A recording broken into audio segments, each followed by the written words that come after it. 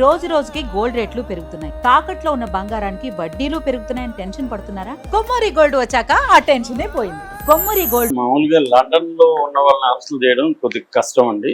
మన వాళ్ళు ఇప్పుడు మన చాలా మంది ఇక్కడ మోసాలు చేసి లండన్ లోనే ఉంటున్నారు. మన ఆయన ఎవరు విజయ్ మల్య ఎప్పటి నుంచో ఆడేమని ఇంటర్వ్యూలు ఓడిస్తున్నాడు. అలాగే నీరవ్ మోడీ ఇలాంటి వాళ్ళు చాలా మందికి ఆశ్రయం లండనే అనమాట. వాళ్ళకనే కాదు, ప్రపంచవ్యాప్తంగా అనేక దేశాలలో వాంటెడ్ అంతా కూడా లండన్ లో లేకపోతే ఇంగ్లాండ్ లో ఉంటారు. సో అలాగే వీళ్ళు కూడా ఇప్పుడు ఇంగ్లాండ్ లో గత 20 ఏళ్ళ నుంచి ఎంత ఉన్నారు అక్కడే. ఈ జంట అంటే మనం నేనంతా చెప్పుకున్నాం, బట్ బ్రీఫ్ గా చెప్పుకోవాలంటే ఇది నందూస్ వరల్డ్ అని ఒక యూట్యూబ్ ఛానల్ ఉంది. ఈ అమ్మాయి పేరు రమానందన అన్నే, వాళ్ళ హస్బెండ్ పేరు మధుకర్ జాగర్లపూడి.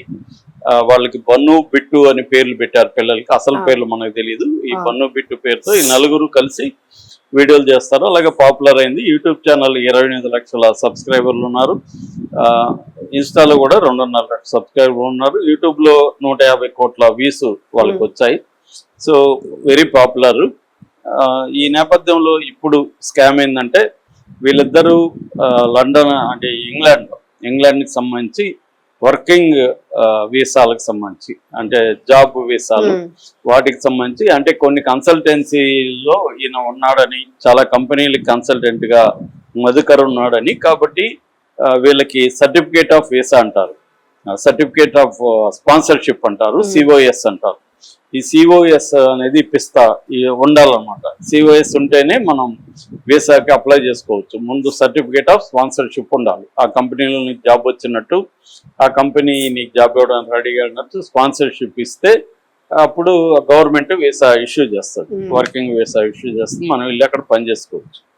సో ఈ సిఓఎస్ రావాలంటే ఆ కంపెనీలో జాబ్ రావాలి, కాబట్టి మేము మీకు ఇప్పిస్తాము, సిఓఎస్ మీకు ఇప్పిస్తాము అని చెప్పి వాళ్ళు దాదాపు ఒక వ్యక్తి దగ్గర అరౌండ్ 20 lakhs వసూలు చేశారని, అలాగే 50 మంది దగ్గర వసూలు చేశారనేది అంటున్నారు. అంటే కోట్లు, 10 కోట్ల 20 కోట్ల మొత్తానికి అందరి దగ్గర వసూలు చేశారనేది వస్తుంది.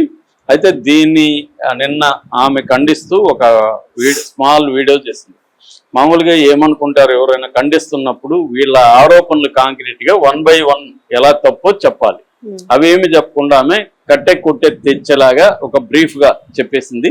అదేంటంటే ఇక్కడ ఒక 3 వ్యక్తులు గతంలో వచ్చారు, వాళ్ళు మాతో గొడవపడ్డారు, అక్కడ వెళ్ళి మా మీద కావాలని నెగిటివ్ ప్రచారం చేస్తున్నారు, డబ్బులు ఇచ్చి మరీ ప్రచారం చేస్తున్నారు, వాళ్ళందరి మీద మేము కేసులు పెడతాం అని మీడియా మీద కూడా కేసులు పెడుతున్నట్టుగా వాళ్ళు బెదిరింపులు కూడా కనబడుతుంది. వాళ్ళు పెట్టుకున్నారు కూడా మళ్ళీ క్లియర్ గా.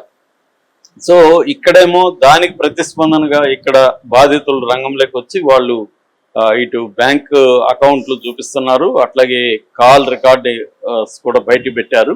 సో ఇప్పుడు మనకు చాలా మందికి వచ్చే డౌట్ ఏమంటే వీళ్ళు మీడియాకి ఎందుకు వచ్చారు, పోలీసుల దగ్గరికి ఎందుకు పోలేదు. చాలా మంది చాలా కేసుల్లో మీడియాకే వస్తారు ముందుగా. మనం మంగ్లీ కేసులో కూడా చూసాం. మంగ్లీ కేసుల్లో కేసులు పెట్టడం కంటే కూడా మీడియాలోకి వచ్చారు. ఎందుకంటే పోలీసుల దగ్గర కేసు వెళ్ళిందంటే అది త్వరగా తేలదు. పోలీసులు ఎంత పకడ్బందీగా కేసు పెడతారో తెలీదు, పెట్టిన కోర్టుల్లో ఉండిపోతుంది. నీకు ఎప్పటికీ ఇంకా డబ్బు వస్తుందని ఆశ పోతుంది. వచ్చినా 20 ఏళ్ళకు 30 ఏళ్ళకు. నిన్న కూడా ఏదో కేసు చూసాం, 36 ఏళ్ళు పట్టింది ఆ కేసు. ఆయన ఒక నిందితుడు, ఆయనకి 86 ఏళ్ళు, గూనిగా నడవలేకపోతున్నాడు. ఇప్పుడు ఆయన జైలుకి పంపిస్తున్నారు, ఆయన దోషిగా తేల్చారు. సో అలాగే ఉంటాయి మన న్యాయ వ్యవస్థ. ఎందుకంటే దాదాపు 5 కోట్ల కేసులు పెండింగ్ లో.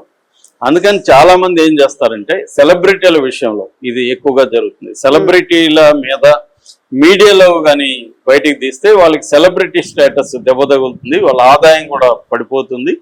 దాంతో వాళ్ళు భయపడి వీళ్ళకి కనీసం సెటిల్మెంట్ చేసుకోవడానికి బ్యాక్ ఛానల్ ఓపెన్ చేస్తారు అన్న ఒక ఆశతోనే సెలబ్రిటీల విషయంలో బాధితులు పోలీసుల దగ్గరకో లేకపోతే సైబర్ క్రైమ్ దగ్గరకు వెళ్లకుండా మీడియా దగ్గరికి రావడం వెనక లాజిక్ ఇది అనమాట. అందుకనే మనకి మంగ్లీ బాధితులు మీడియాతో వచ్చారు, వీళ్ళు కూడా మీడియా దగ్గరికి వచ్చారు. వీళ్ళకి తెలియదని కాదు, వీళ్ళకి ఇప్పటికీ మోసపోయినాక ఇంకా అనుభవం వస్తుంది కదా, అనుభవం నుంచి దీన్ని ఏం చేయాలో వాళ్ళకి తెలుసు. కానీ ఆ పద్ధతిలో వెళితే వాళ్ళకి న్యాయం జరగదు. అంటే వాళ్ళ డబ్బులు వాళ్ళకి వెనక్కి రావడమే వాళ్ళకి న్యాయం తప్ప వాళ్ళని శిక్షించడం కాదు, వాళ్ళకి శిక్షించి వీళ్ళకి డబ్బులు రాకపోతే ఉపయోగం ఏముంది. అవును. సో అందుకని వాళ్ళు ఏం చేశారంటే ప్రెజర్ పెడదాం, వీళ్ళ సెలబ్రిటీలు కాబట్టి దాని మీద దెబ్బ కొడితే మన డబ్బులు ఏమన్నా ఇస్తారేమో అన్న ఒక ఆశతో వీళ్ళు మీడియా దగ్గరికి వచ్చారు. ఇప్పుడు దాన్ని వాళ్ళు ఆ ప్రెజర్ ని తట్టుకొని వాళ్ళు నిలబడతారా, లేకపోతే బ్యాక్ ఎండ్ ఛానల్లో వీళ్ళకి సెటిల్ చేసి సాల్వ్ చేసుకుంటారా అనేది చూడాలి. ఎందుకంటే వాళ్ళకి కూడా లండన్ లో ఉన్నారు, ఇవన్నీ తెలుసు. ఎప్పుడైనా మోసం చేసే వాళ్ళకి దొరికితే ఏమవుతుంది అన్న జ్ఞానం కూడా ఉంటుంది. ఫైనాన్షియల్ ఫ్రాడ్ లో వాళ్ళు ఏమీ తెలివి తక్కువగా ఉంటారు. ఫైనాన్షియల్ ఫ్రాడ్ ఇప్పుడు చంపేదో ఇంకో క్రైమ్ అయితే మనం ఎమోషనల్ గానో లేకపోతే ఇంపల్సివ్ గా చేస్తాం. ఫైనాన్షియల్ ఫ్రాడ్ అనేది ఇంపల్సివ్ కాదు, ప్లాన్డ్ ఉంటుంది. ఆ ప్లాన్ ఏంటంటే దీంట్లో రేపు పొద్దున దొరికితే ఏం చేయాలో కూడా వాళ్ళ క్లారిటీ ఉంటుంది. దానికి సంబంధించి కూడా వాళ్ళ దగ్గర